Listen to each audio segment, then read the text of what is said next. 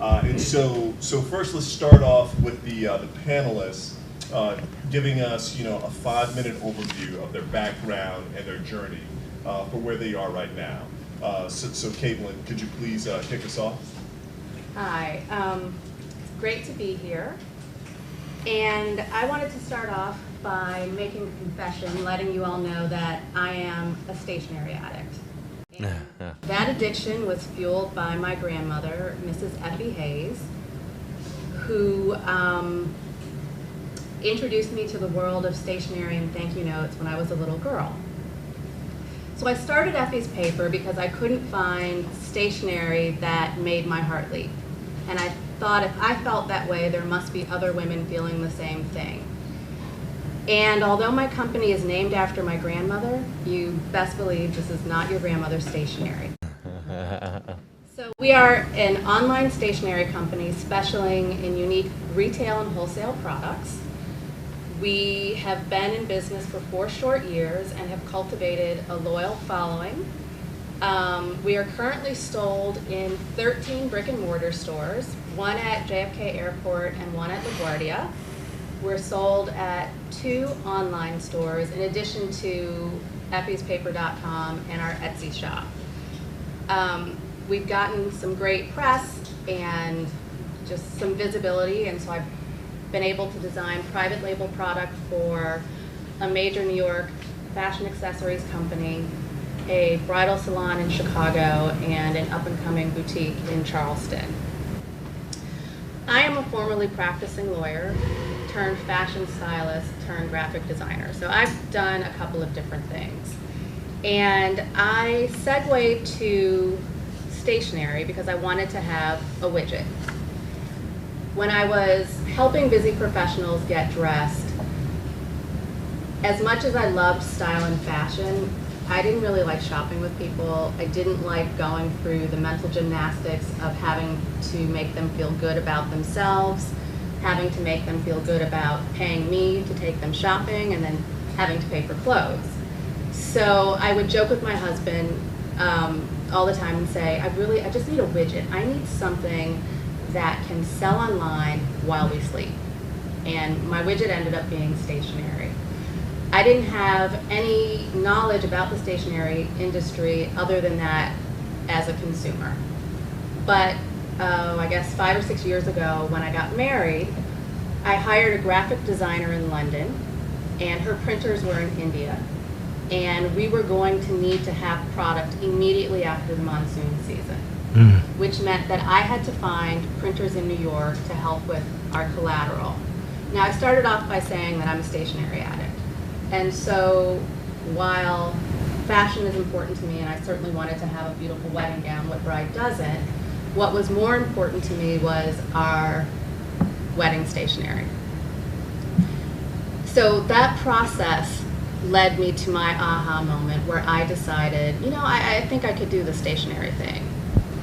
And at the time, I belonged to a female entrepreneurial group called Ladies Who Launch. I was able to reach out to some other women in the organization who owned stationery companies, and they were kind enough to sit down with me and just literally walk me through exactly what I needed to do to get started. And that was sort of it. I then hired a recent art school graduate to design our first set of products. I had been through the experience of art directing already. And after that, it was just it was a huge learning curve. Because I didn't know anything about running a products-based business. I didn't know anything about managing inventory, preparing to exhibit at a trade show, setting up an online store. So it was baptism by fire. I had an idea, and I had some information. I didn't have a business plan, and I'm not suggesting that that is the way you go about things. But I'm still here, and things are going okay. I do now have a business plan. I have an advisory board. I have annual and quarterly goals. I have a marketing plan, a company style guide. I have a media kit for our brand ambassadors. So, I've gone about it in a roundabout fashion. I wanted to share 2 things because entrepreneurship particularly on the small level where you're doing a lot by yourself, can be extremely daunting and overwhelming. And oftentimes people have an idea that really is expanding a hobby, and they're kind of in business, but they're kind of not. I was fortunate enough about a year and a half in to be accepted to a program that Macy's has for small businesses that are either female-owned or minority-owned, where Macy's, it's a competitive process, and each year they select between 15 and 20 small businesses that they think might have the potential to become one of their vendors. So a friend suggested I apply. I did. I made it through the process, and I spent an extremely stressful, intense week learning everything you need to learn in order to become a Macy's vendor. What was the turning point for me was going through that week and having these Macy's executives look at me and talk to me as if I truly was someone they could represent in their stores. And up until that point, I kind of had a hobby that I was doing a little bit more than a hobby. So at that point, when I walked away from that experience, I created my advisory board and got all of my ducks in a row. Now, that was like my good experience that I want to share. My not so good experience is that last fall, so 2014, I had just lost two really amazing assistants. They were going on to greener pastures, and you know, I'm a small business, so I don't pay a ton of money, but you get great hands-on experience. I wished them well. I hired two more young ladies, and about 2 weeks later, I had to fire them. When I fired them, my website also was hacked. You know, who knows? I'm sure they were unrelated incidents. But nevertheless, I've been used to having really great help, and you know, everything had been dumped back on me. My husband and I had planned a 3-week trip that was starting on Thanksgiving. I sell products. I sell stuff that people buy for gifts. So my biggest season is holiday. And I didn't have anybody to man the shop. And I didn't know what to do. And there was no way I was going to be able to manage it while traveling. And I didn't want to manage it while traveling. So I made the decision to shut down, which was counterintuitive and a little nerve-wracking. But I wanted to go away and enjoy my trip and engage with my spouse. So I shut down, and it was the best thing I could have ever done because I was burnt out. And taking that time off and literally just shutting down. I mean, there was a pop-up on my website that said, you know, we're small, we're closed for vacation. If you place an order, it will be processed upon return. We will get it to you in time for Christmas. But it was exactly what I needed. I started the top of the year, re-energized. I have a new website. I have a strategic plan. I joined a mastermind group, and things are moving forward. So I wanted to share those experiences with you just to say that whatever you see outwardly, and I know that you see a lot of businesses, small or otherwise, online. And it's a lot of smoke and mirrors in terms of what may actually be going on within that business. And if you decide to pursue entrepreneurship in any way, shape, or form, it's just something to remember that everybody experiences ups and downs. It is what it is. Find a great group of people to connect with, other like-minded business owners, and just keep moving forward. All right.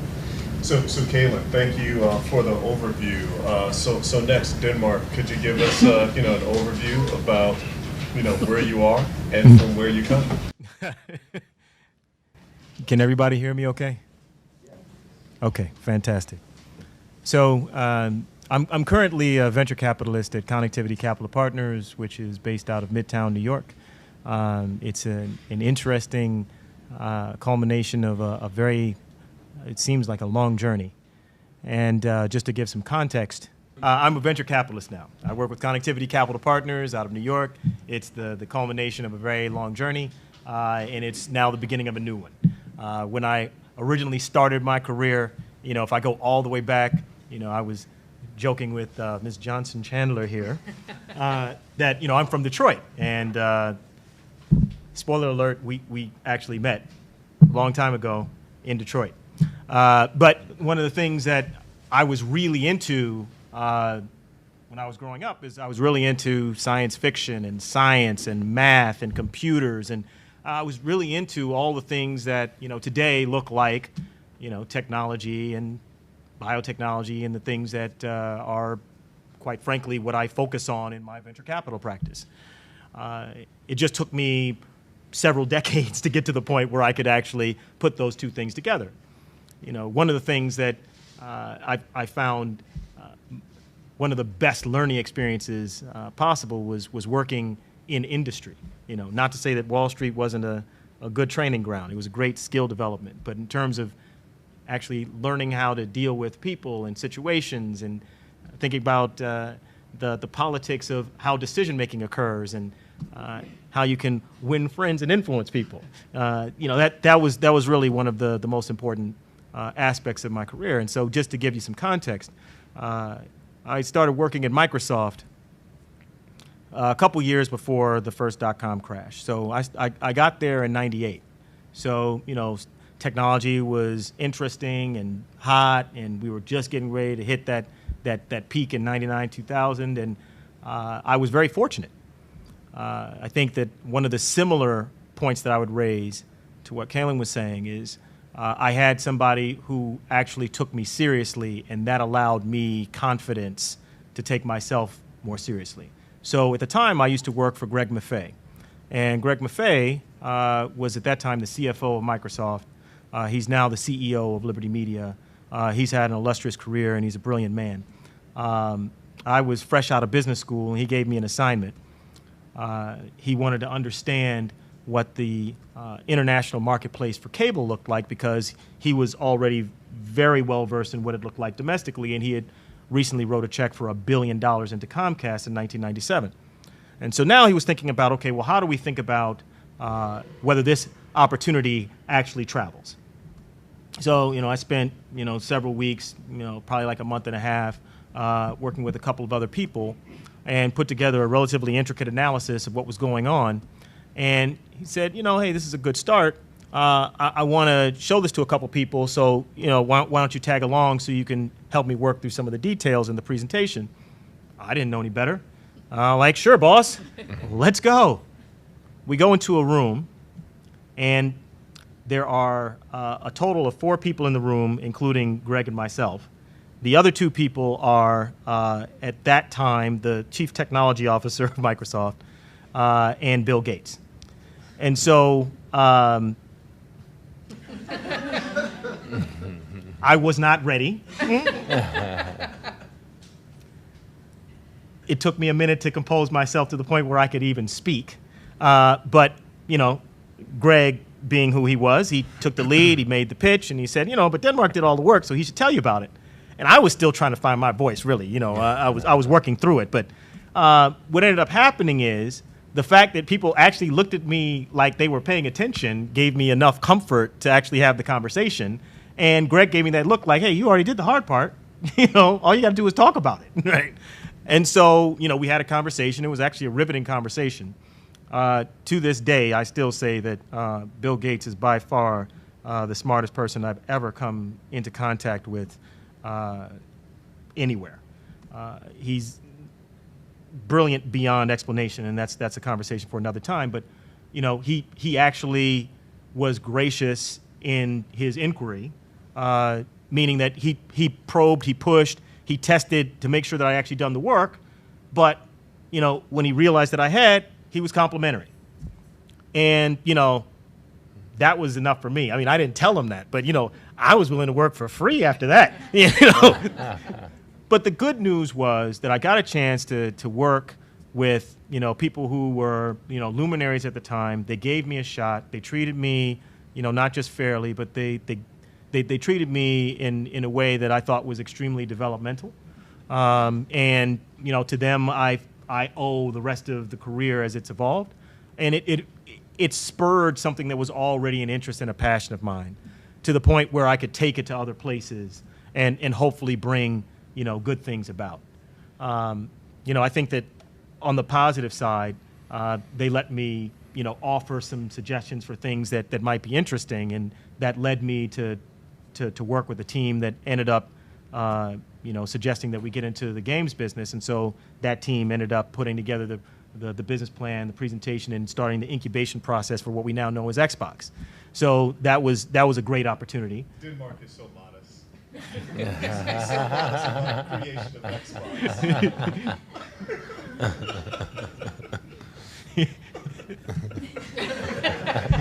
See, the problem with having a moderator that knows you is that it's harder to get away with stuff, right?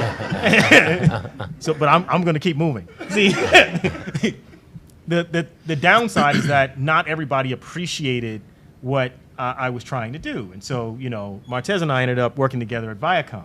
So I had a great career at Microsoft. After a little less than 7 years, I got recruited away to go to Viacom and be an executive there. And one of the things that I told them was that, hey, there's this new wave coming. Now, this is 2004, right? So there's this new wave coming, and you should really think about it. We didn't have the language for it now, but it's basically what you all know today is social media, right? And so... So you founded Facebook? No. no, smart ass. But what I did do is I brought Mark Zuckerberg to campus in 2005.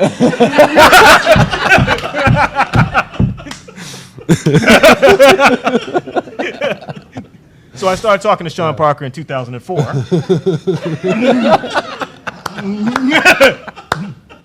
And I brought Mark Zuckerberg to campus in 2005. All right. That's good.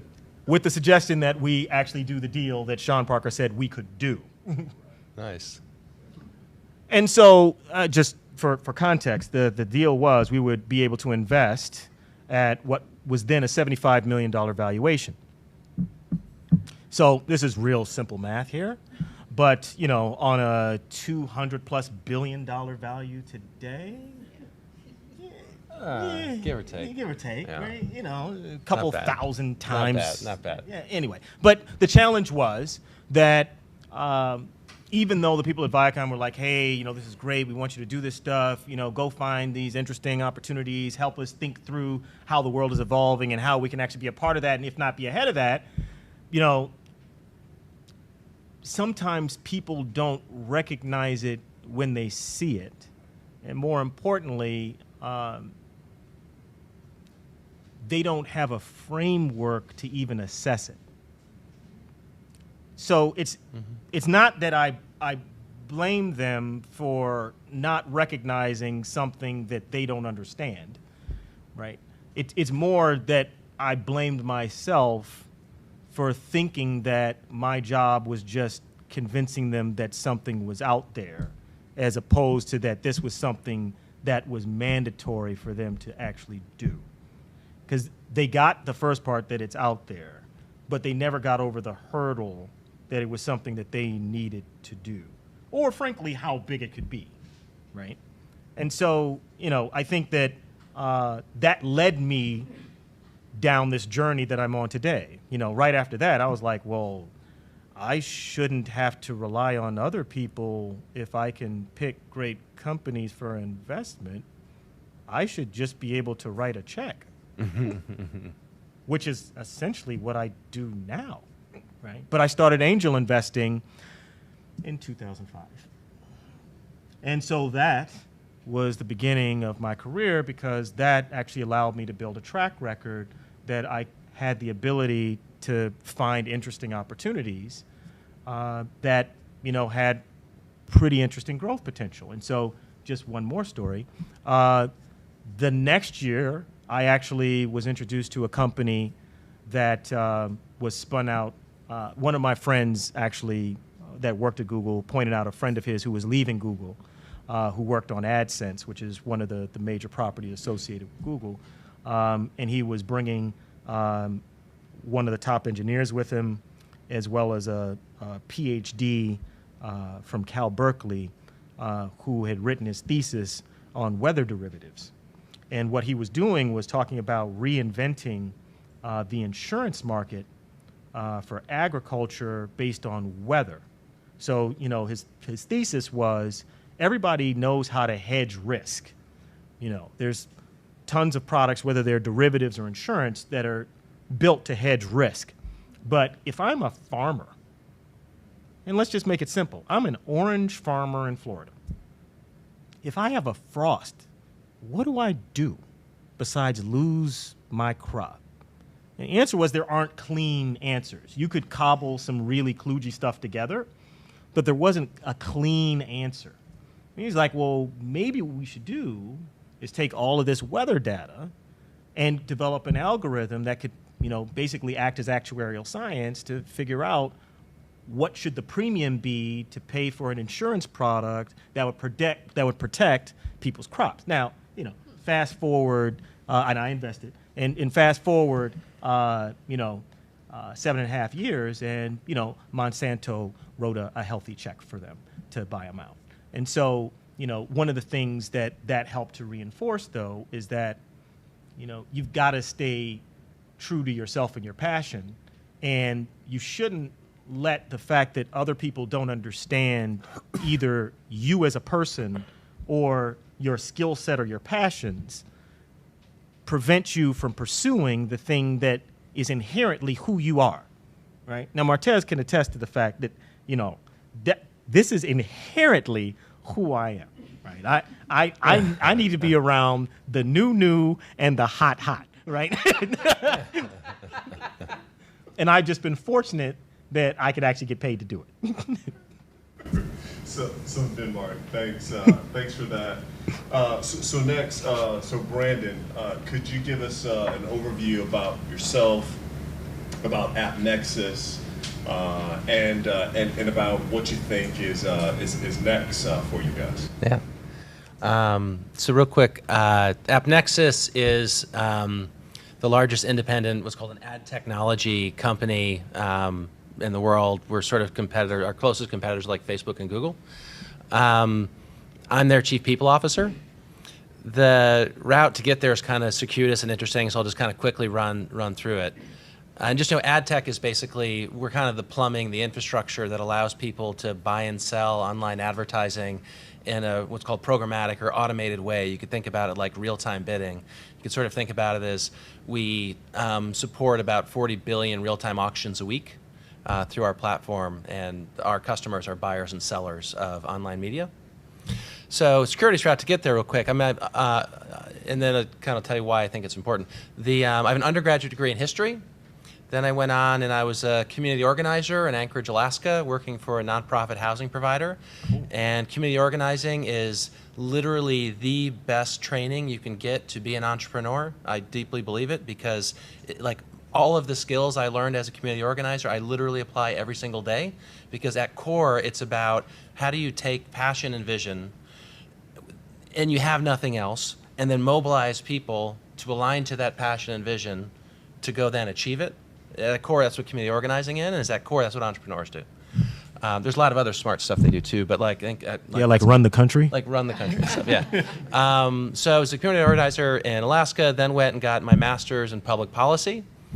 And out of that, my first job was with the city of New York, because I studied technology policy, and I got a job working for Do It, working for the commissioner as like kind of a right-hand person kind of guy. Hung around for about 6 months, and it was during the time of the dot-com boom, and there was kind of craziness going around me, and I said, got to have some of that. The city is like a rough life to live there if you're entrepreneurial.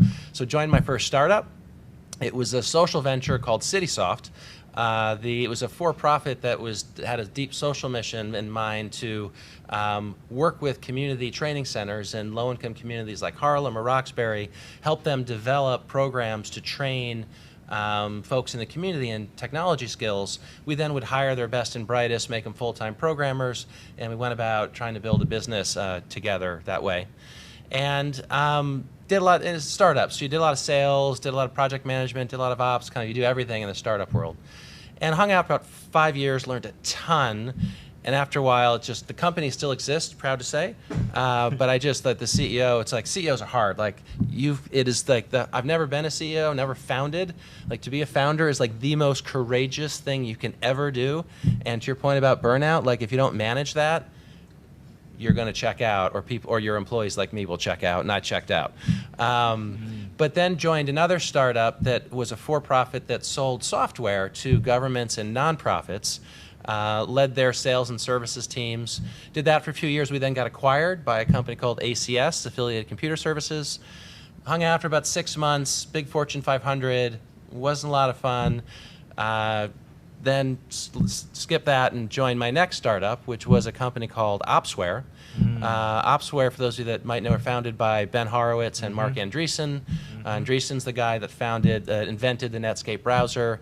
I joined there just as they were pivoting from kind of a failed business model that was called Loud Cloud that did kind of hosting stuff to, they basically said, look, the hosting stuff is failing.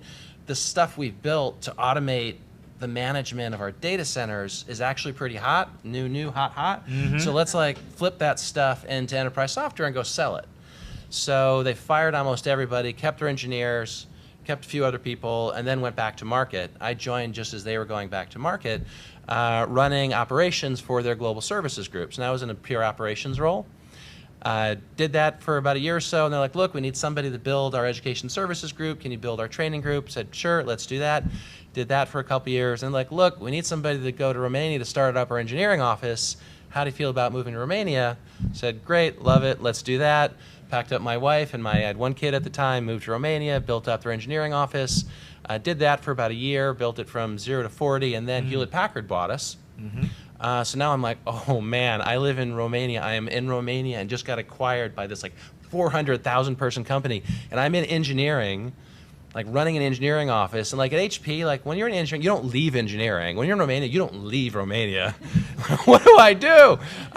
So I was terrified for a bit. But as life kind of works out. And they needed somebody, once the acquisition happened, to figure out, Opsware had 40 people in all of EMEA. They needed somebody to figure out how do you leverage those 40 to empower HP's sales ecosystem of about 4,000 to go sell data center automation, which was the hottest software that HP now had.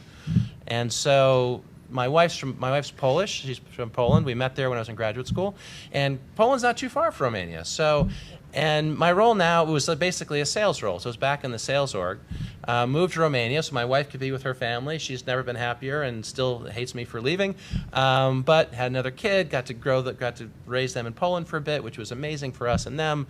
And I supported all of EMEA, so I visited 25 countries, stayed in a lot of fancy hotels, got to talk to a lot of CEOs, CIOs about data center automation, which I kind of taught myself as I was going. Nobody else knew anything about it, so you didn't have to say much to sound smart. In Europe, you get like bonus points in Europe for being American. They think they're smarter than you are just because you're American. And technology, they get credit you shouldn't get. So did that for a couple years, and then eventually wanted to get back to a startup. The travel was amazing. I love travel, but it kind of felt, once you go back to the same country a couple times, felt gratuitous. Want to get back to a startup, and just started looking around, trying to figure out like what. I've been in sales, I've been in services, I've been in operations, I've been in engineering. Like, who am I? What the hell do I want? What do I do with myself now? And honestly, I was kind of stressed out for a while about it until sort of read something that reminded me that, like, trust life, it'll be fine.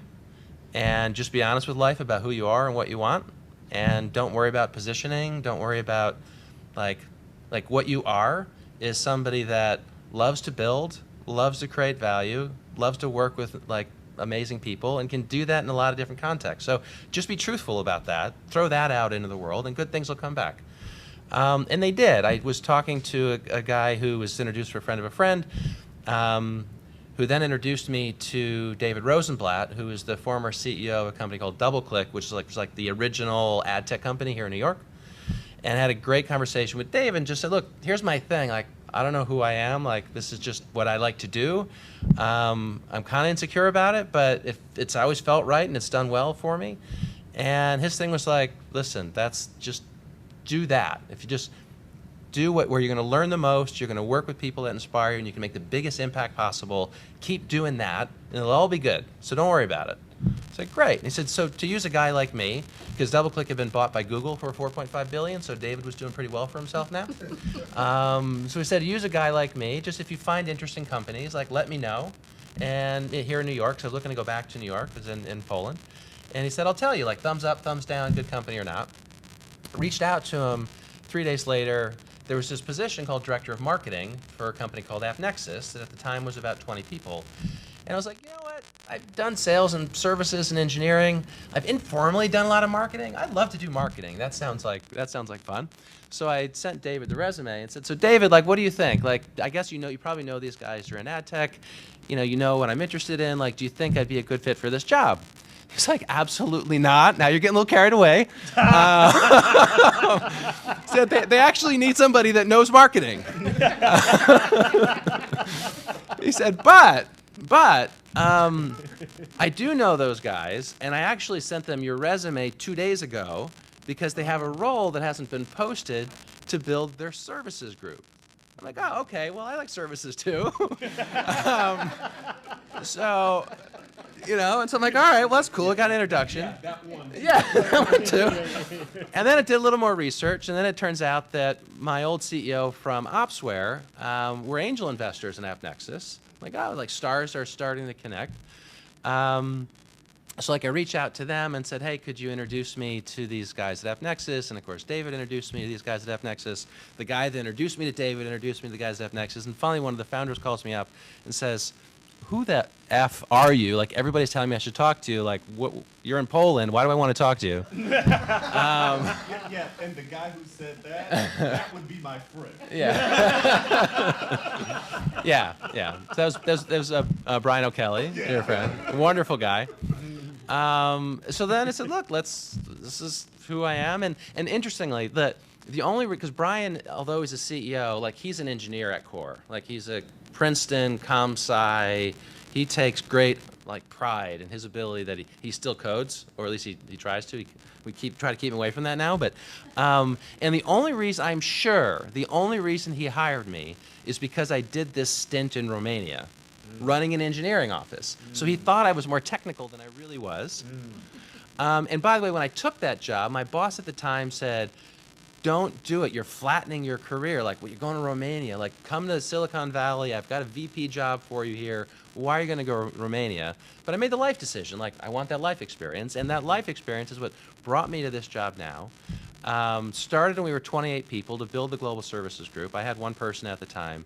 Had the great honor and privilege of working with an amazing team to build that team up to 180 people. And then at the end of last year, we're like, listen, like, the next challenge I've done a lot of, what I care about is building, and spent a lot of time at AppNexus thinking about how do you hire really well, how do you develop talent, how do you think about compensation incentives, how do you think about employee engagement. And so Brian then kind of met me and sort of sat me down one day and said, listen, like, thinking about what you want to do next year, like, how do you feel about running our people team? I said, great, like, I could do that too. Because it's aligned with intrinsically what matters to me. Intrinsically what matters to me is, am I working with great people, learning a ton, making a big impact? Everything else is just context. Doesn't matter. Been in ad tech, been in data automation, built websites, been in services operation, like, it doesn't matter. What matters is, and I think, Kalyn, like what you guys are talking about is like you aligned with what you're like most intrinsically interested in. If you align with that, all good things will happen. Your business will get built because you're bringing your best to it. You'll find insights that other people can't see because you're in your flow state every day. It's just intuitive to you. You know it, and great things happen. So AppNexus now is 1,050 people. Look, we're potentially going to IPO in the next year, and like I couldn't be learning more and be more excited about the people I work with. So I think maybe that's sort of a common theme. It's like when you're in your flow state and you don't worry about what people say, you don't worry about you might fail, you just worry about, am I in my flow state? If so, have trust, like it'll work out. So thanks, Brent. Does that make sense? Yeah, I think it's good. No, I think that's fantastic. So the topic on the table is entrepreneurship, right? And entrepreneurs have this unique ability to see a possibility and to nurture and develop that possibility beyond the linear, predictable outcome associated with that idea. And so there's something really special about going beyond a predictable outcome. And so we've actually heard all three of you guys talk about it, right? So we've heard Kalyn talk about it when you said, I launched this business without a business plan. Guess what? It's successful, right? Yeah. Right? It works out. And that's definitely not the predictable outcome. We've heard Denmark say, I was this kid out of business school, right? Just looking for opportunities. You're given an opportunity, right? You not only run with it, it actually creates this snowball effect that leads to all these other great things, right? We've heard you, Brandon, talk about, you took this job in Romania, then transitioned from Romania to Poland, right? And lo and behold, you then parlayed that into, being, a number 20 employee at $1 billion+ enterprise valued company here, right? So you see it. So let's talk about how does it happen, right? And so Kalyn, beauty before brawn. Can you kick us off? How do you take and push beyond predictable outcomes to really actualize possibilities? I mean, in my case, it just boils down to hard work. As I said, I'm a lawyer by training. I practiced at a big law firm here in New York for almost 11 years. And in order to work in one of those ivory towers, you have to be smart, you have to be driven, you have to be diligent, you have to be willing to do whatever it takes to get the job done, to please the client. If they want to have a conference call at 2 in the morning, you have a conference call at 2 in the morning. And so for me, because that was the world I was coming from, that's how I ran my business. Having the discipline to focus and figure out what I wanted to do and how I wanted to do it wasn't what was hard for me. Quite honestly, what was hard for me was building a structure around that other people could come into and help me move my dream forward. If you have it all in your head, but you can't express it, you can't share it with anyone else, then it really is all on you. And so I realized relatively early on that I needed help because I couldn't do it all by myself. And I had to take some time to learn how to put systems in place because I had never done that before. I always worked someplace where you had a secretary, you had young people underneath you who did what you didn't have time to do. And I had to figure out how to break things apart so that I could bring people in to help me move my vision forward. So I think to answer your question, it's determination, but not stupid determination or blind determination, which can only get you so far. But it's also about creating an environment that other people find inviting and want to be a part of. You want to create it so that they see your vision. In my case, it's been very helpful that people buy into me and what my values are. And as a result, when I get that buy-in from them, I then buy into them. And so I've had an amazing group of young women who are always going to transition out at this stage in my business because I can't pay them enough to keep them. And they're smart young ladies and they're getting great experience and they can take that and parlay it to the next thing. But I've also been able to help them see that they can do the next thing. Mm-hmm. And they have an opportunity to see me and realize maybe I can start my own business, or I can take this information and I now have the confidence to go have that conversation that I wasn't comfortable doing 6 months ago or 12 months ago. So bottom line, hard work. Got it. So guys, want to add? Yeah, so I actually think you had a number of things that were good, not just the hard work, by the way. But I think it was a very good list.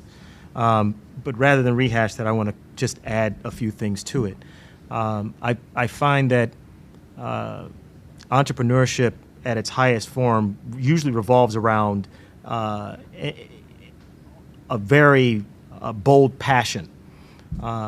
It's not something that you look at as another task on the to-do list. It's something that you feel intrinsically and viscerally. You feel emotion around it.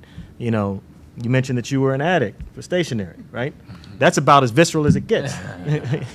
So the people who do great things as an entrepreneur, at least the people that I've come across, have all had a real passion for the thing that they were about, and that passion combined with bold vision usually creates this really interesting confluence of events.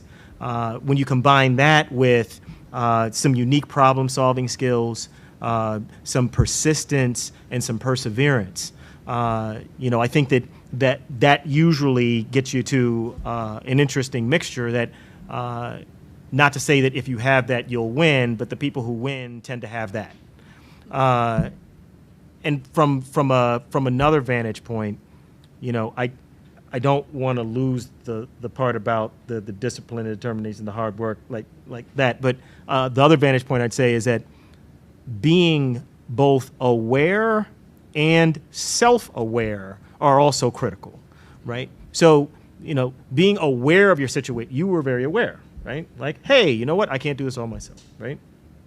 That's an awareness, and and you know what? I don't have a business plan. I should probably get a business plan, right? That's awareness, yep. Right?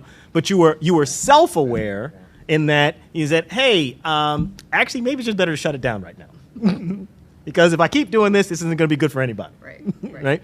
But the combination of self-awareness and awareness, be aware of the environment. And usually when I talk about awareness, I'm like, be aware of the market, be aware of the landscape, be aware of your competitors, be aware of the trends in the technology, be aware of the customers and what the user interface needs to be based upon what their demands and needs are. Like that's the type of awareness I'm usually talking about. But in this case, you had some unique situations you had to be aware of. Self-awareness is the thing that is of the highest order because most people don't have it. I can't tell you how many people I've come across who are literally brilliant, but have zero self-awareness. And that sort of manifests itself in tone deafness, and it manifests itself in, taking on too much or taking on the wrong things. And, that gets in the way of the principle that you mentioned around you can't do it by yourself, right? The greatest organizations that have been built by entrepreneurs are just that. They're organizations. They're institutions, right? Microsoft is an institution. AppNexus now has, 1,000 people? 1,050. 1,050 people, right? Facebook is now gargantuan. All of these name brands are actually institutions. So, the thing that you have to think about is how do you build organizations, which is more your specialty. And the corollary to that is who do you have helping that's not even staff? So there's people that work for you and there's people who help, right? So every story that I've come across of success, there's always somebody that's in the mix that's helping that isn't on staff, right? Absolutely. So with Google, they had a number of Stanford professors, and then they got connected into the Valley, and then, with Facebook, you had, Peter Thiel. Yep. And then he connected him to Peter Thiel, who then, shepherded him around the Valley. And so, everybody has somebody who's helping. And that's not to say that, that's the key, but it's one of the facets that's necessary to go from being, here's something that's interesting to here's something that's explosively successful. Okay. So Brennan, just to take the moderator's prerogative. The fill-in moderator. So since we just heard, both Kalyn and Denmark talk about actualizing possibilities, can you talk? Let's just take the second leg of that. Can you talk about what are the successful characteristics associated with startup employees and startup leaders? Like, what's that special thing that they bring to the table that makes them unique and that actually helps them drive the entrepreneurial business to the next level? I think it's, if I just had to pick two, I think the first one is courage. You know, like whether you're an employee or a founder, you're in early, and when you're in early, most startups fail, most small businesses fail, and there's a certain amount of courage that you have to have, and like intellectual conviction to say, I want to make it work, and that courage is normally buttressed by the second quality, which is like sort of a insatiable desire to make an impact. You see that a lot, particularly in tech startup world, where just, you know, founders in tech world, they want to leave like big old footprints in the sand of time. And that actually matters to them more than the technology. Like Brian O'Kelly, our founder, actually doesn't care about ad tech. Part of him secretly, I think, kind of despises ad tech. There's a lot to like about it, and there's a lot, but he knows he actually has an opportunity to evolve the industry in a way that's like our mission as a company is to make a better internet. Not to use this as context to make a really big impact. So like that personal desire is there, and in both of those, it's conviction that like you'll figure it out, you'll make it work. Okay, that's great. So let's go really quick answers for a couple of questions, and then we'll go to the audience. So Kalyn, first question for you. So African American women are the fastest growing demographic in terms of people that are actually, you know, launching businesses, that are becoming entrepreneurs. So could you just talk to us, why is entrepreneurship such an appealing, you know, space? At least to you. Yeah, I mean, you know, it's listening to Brandon's description right there. I don't know that I initially thought of myself as an entrepreneur. I had an idea. I'm very passionate about thank you notes and letter writing and being gracious and reaching out to people, whether it's to tell them they did a great job or you're sorry to hear that they've lost someone. And I have this belief that if people just had the right stationery, they would actually sit down and do it. And the issue is that they don't have it, and so therefore they're not doing it. That said, it gives me a lot of freedom. And that's what I like about entrepreneurship. And I guess that's what ultimately was very attractive to me, that I could have an idea and I could work to get my idea out there to share it with other people, and believing that there are other people out there that are looking for what it is that I have and I want to share. So I think it boils down to feeling as if you've got something, you've got a voice that you want to be heard, and you're going to step out on that limb, you're going to take that leap and trust that the net will come. And if it doesn't, you know, you'll try your next thing, or you'll go back to the corporate world, or, you know, whatever else. Got it. So second quick question. So how do you develop, you know, the discipline, the internal discipline to do whatever it takes when you're the boss and you're not, when you're your own boss, you're not answering to anyone as an entrepreneur? You know, the great thing about being an entrepreneur is that it's all on you. But the bad thing about being an entrepreneur is that it is all on you. And for me, my driver is that I don't want to fail. I want to be successful. And that means that I get up every morning and I go through my daily routine. I do what needs to be done to make it happen. Are there days that I hate it? Of course. You know, I mean, are there days that I love it? Yes. Are there days that I'm completely overwhelmed and just have to kind of stop and go take a walk? But ultimately, I believe in what I'm doing, and that's what gives me the discipline, or the ability to have the discipline on, you know, a day like today where it's lovely out, and I know that it's about to start raining and snowing and be cold, and I would love to go to my yoga class and just hang out and meet a friend for coffee, and but that's not what I do. It may be how other people do it, but I'm not going to feel good at the end of that day if I have not done all that I could to move things forward. Got it. So Denmark, two quick questions. Okay. First question, how do you go about evaluating a potential venture investment? Yeah. And then second question, let's talk disruption, right? So Amazon. Two very small questions. Yeah, I I'm know. sure you can answer. In 3 I was thinking minutes. soundbite, you know. But granted, my money's always on Denmark.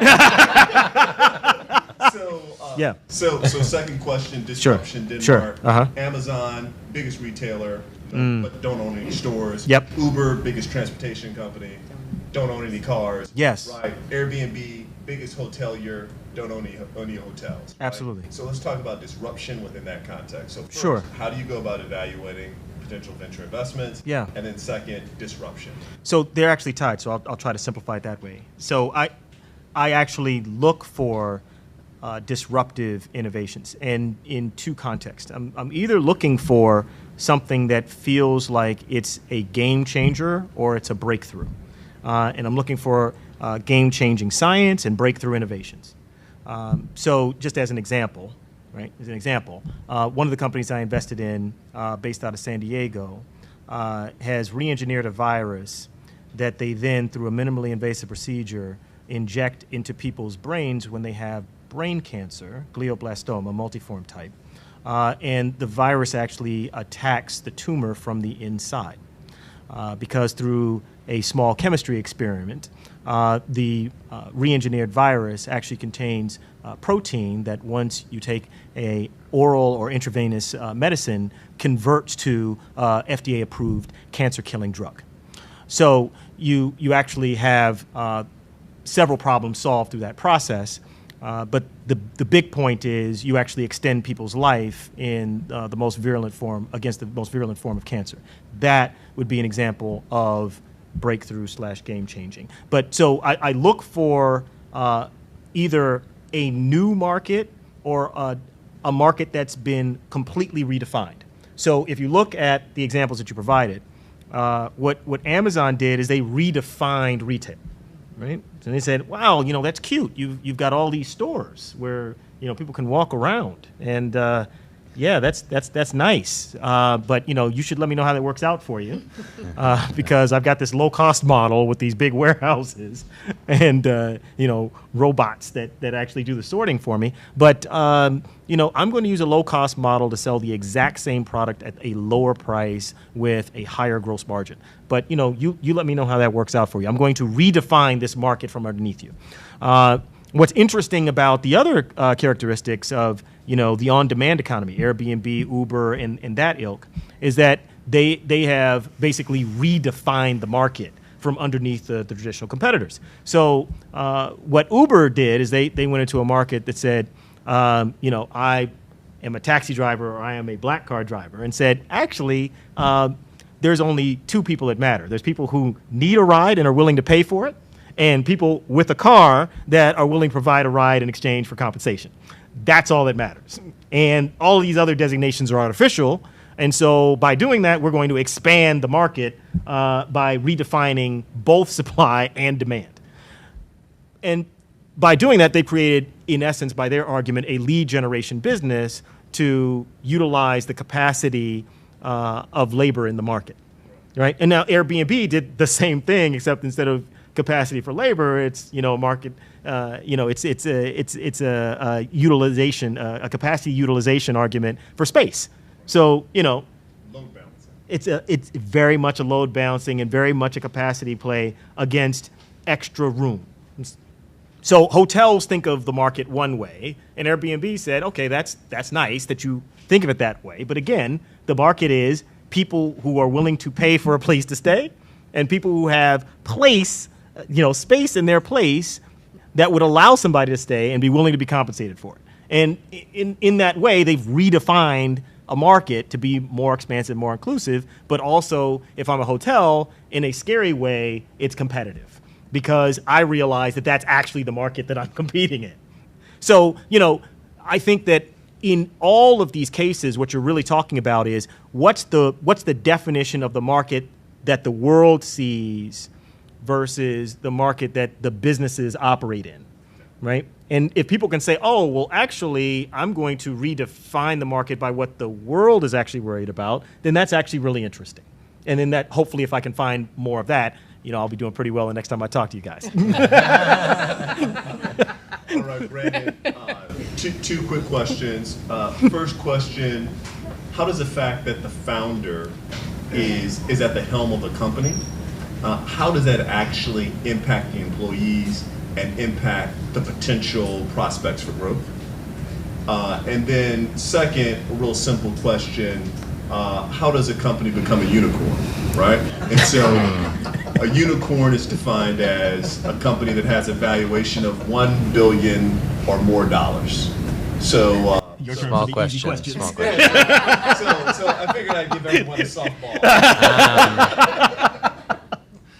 I got the first one, the easy one. The small, it really varies greatly by, is the intention to be and stay a small business? And so in Kalyn's world, she hires smart people knowing they're going to leave, develops them saying, I'm going to set you free when you're ready to go to your next thing. And the employees know that when they start, and that can be a really healthy way to build a business. But when you're building, in order to build a unicorn, it's actually a different thing where you still actually follow the same approach of hire like young, smart, and hungry. But then you need to go through the growth management of scaling a company where you they get you to a certain level, and then you kind of need to start inserting outside management. A bunch of them leave because they're like, oh, you just hired a manager over me and I should have that job. And you kind of hope you can promote some in. You just go through this process of growth, insert, growth, insert. But at the end of the day, everybody looks at the founder as like, I want to be you, but they know they can't be. It's like, because the company's growing, it's just more aspirational, it's healthy. So I think either way, it can be really inspiring for employees if the founder thinks about their role as ultimately developing talent, and it doesn't matter if they stay in the company or not. In terms of purple unicorns, well, that's what we call them at AppNexus. We call them purple unicorns. But I think my experience has been, and I'm not the inventor. I'm the how do you scale it person. But I think what I've observed is one, most of them hit at least one major failure in the business model. Opsware, the original business model failed. They flipped it. Same thing with AppNexus. Original business model failed. They flipped it. And it's that situational awareness of, this doesn't work. I'm not attached to my original idea. I'm attached to learning and being successful, and then ability to pivot to take what the strengths are and do something totally different with it. So that's courageous, that's intellectual curiosity, that's getting people to kind of come along for the ride. And you keep pivoting until you find, very few unicorns are like the same unicorn that they were born with. Most large companies, they end up with one model and they pivot to something else.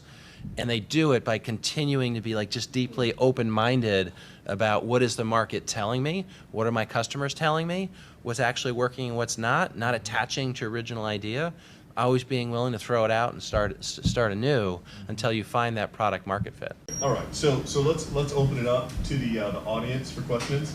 All right, you, sir. Yeah, I'd like to ask a Martez small question, which is, most businesses say at some point, I think actually early on, people are one of our most important assets. So how do you find, identify, and assess talent? So the question was, how do you find, identify, assess, and develop talent? Maybe as the chief people officer, I should start with that one. We're all looking at you. We're all like... And I'll try to be short because I actually love this topic and could talk about it for hours. And just to give you a sense of context, so I was hired at Opsware, at AppNexus, to build their services group, to build the folks that did all of, they're supposed to be the experts in ad tech, the experts with our technology, the ones who could consult with customers on how to build their businesses on our technology, and I knew nothing about it. And started to figure out, and I'm responsible to build a team that drives our customer success, and I knew nothing about it. And so I kind of started with, all right, well, the easy thing is people in the space that know something about it. Let me go interview them and kind of talk about it. And the thing is, almost nobody in the space were AppNexians. Not they didn't have that intellectual curiosity, that analytical rigor, that consultative mindset there was like it's not there because the history of the space is more media, like it's more relationship based, and so there was nothing to pull from.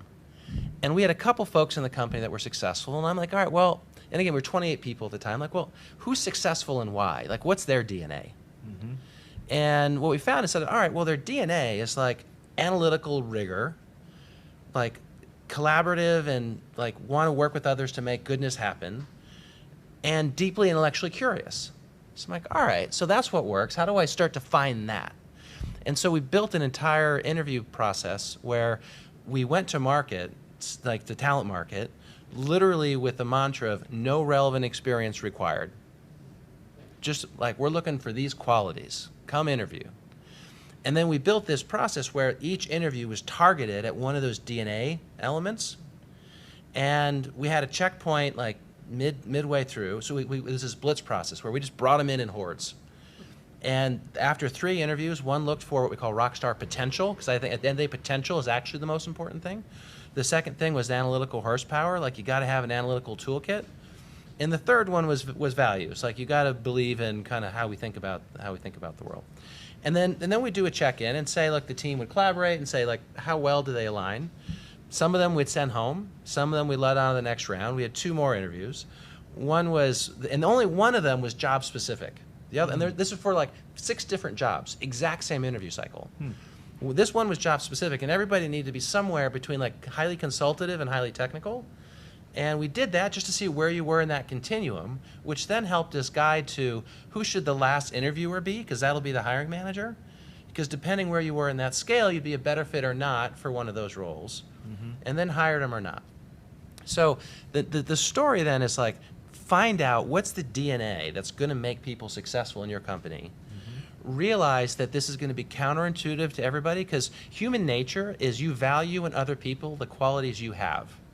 And so when people have a certain skill set, I know ad tech, I know this code, I'm a consultant, they want to see that in everybody else. And it's bullshit. That's not actually what matters. Like, anybody can learn that stuff if you find the DNA. So you need to like break people's thinking. It's not about experience, it's about DNA. Build an interview process to find it. And then, in terms of developing it, you got to invest like crazy in getting those people successful. Because the core thesis is, if you hire people with experience, they'll add value much faster, and then they'll plateau out. If you hire people with potential, they'll ramp up much slower, but then far surpass the people that have experience. And so if you can get people to realize, don't hire for what you need now, hire for what you need 12 months from now.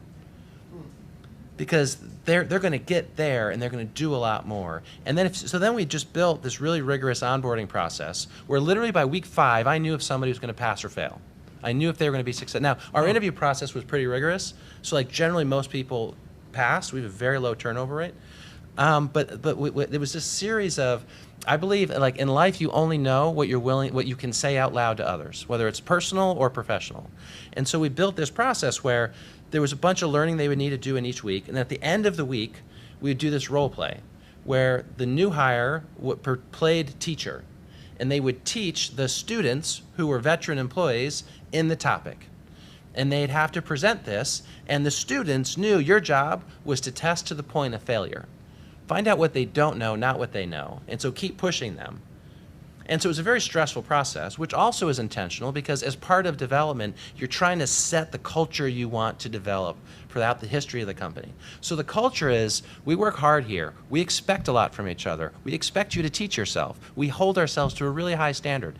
And so the onboarding process, at the same time of teaching what are the technical skills or domain skills you need to know, it's embedding the cultural expectations within the company.